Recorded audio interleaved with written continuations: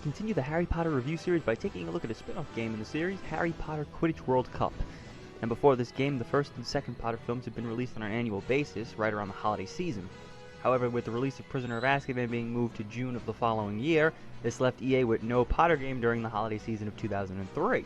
So to fill that void, they chose to make a game all about Quidditch. It's not a bad idea.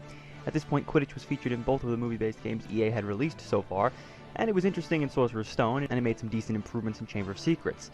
Obviously, Quidditch was just a minor attraction in these games, so it's not a huge shock that EA didn't flesh out the feature to a great extent.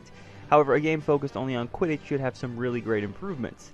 Quidditch World Cup is an interesting game, and it can be fun for a while, but it's probably only going to really appeal to die-hard Potter fans, which should come as no surprise. The game begins with you selecting one of the 4 Hogwarts teams, and then you can start playing in the Quidditch World Cup.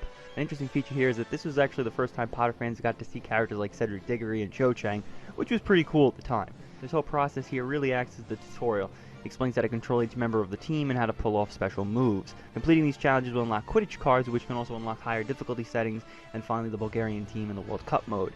And also, why no Ireland team? You'd think that the one other team from the book would be represented here. You'll mostly be in control of the chasers, passing the quaffle and trying to score. While controlling the chasers, you can use special moves to steal the quaffle from other players or use it to score goals yourself. The special button in this regard essentially acts as just an auto button to steal or score. The beaters act more as a power-up. You only get to control them when the game lets you, and you'll get to move the bludger into the chaser you want to hit. On the defense side of all this, all you get to do is control the chaser rather than the beaters to avoid the bludger, which is a bit odd since the beaters are there to protect the chasers last time I checked. The Seeker only gets used when the golden snitch bar merges together at the top of the screen. What's disappointing about the Seeker sections is that unlike in the movie-based games, you don't have to fly through rings in order to build up your speed. All you do here is move on rails, and when you hit the middle of the path you'll gain a speed boost, then you can use that boost to reach the snitch, and then flail around trying to grab it, which is all just a little bit too simplistic. Finally, the Keeper is used automatically, which kinda sucks since they never seem to be in the right spot when you need them to be, but that kinda works in your favor when you're on the offensive. The biggest issue with the game is how easy the whole experience is. It starts off easy, which makes sense, but when you reach the World Cup you'll get to select a difficulty and you'd figure here is where the game could get challenging. Though since you'll need Quidditch cards in order to unlock the highest difficulty setting, you're going to be starting on the normal mode. Not that the higher difficulty makes much difference in the long run.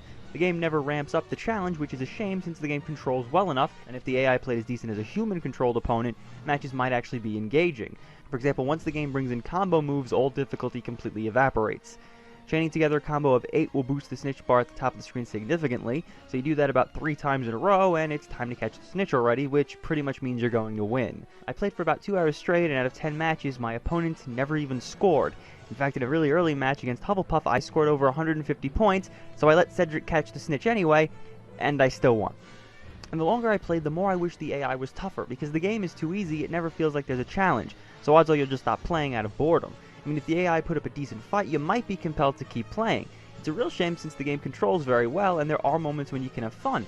Chaining together multiple combos and then shooting a quick goal is an awesome feeling. The only real way to fix this issue from the difficulty is to play with another person. With another person in control of another team, there's more of a chance of them using the special moves, the bludgers, team moves, and steals. The AI, for whatever reason, just doesn't feel like using them all too often. The presentation is just in line with the graphics from Chamber of Secrets, and they might actually be a tad sharper. The character models are nicely detailed, and each team has a unique look. It's really the stadiums that look awesome. If the AI had received as much attention as the stadiums did, this game might have been a totally different story. The one weak spot to the presentation would be that a lot of the animations repeat, like stealing the quaffle, using a special move to score, catching the snitch, winning or losing a match, the list goes on. The animations that are different are usually really well done, and I wish there was actually more of them. Quidditch World Cup is an interesting spin-off title for the Harry Potter series. The overall package might seem a tad shallow, and it might often feel like there isn't much to do, but Potter fans will still enjoy it. The most exciting bits of the game are when you're playing with another person. It's a frantic back and forth, and it really feels like it's anybody's game. Playing with the AI just feels like too much of a one-sided affair, and even the most die-hard Potter fan will probably end up growing tired of it after a while. Well, the Harry Potter series continues next time when we get to look at LEGO Harry Potter years 1 through 4. Thanks for watching.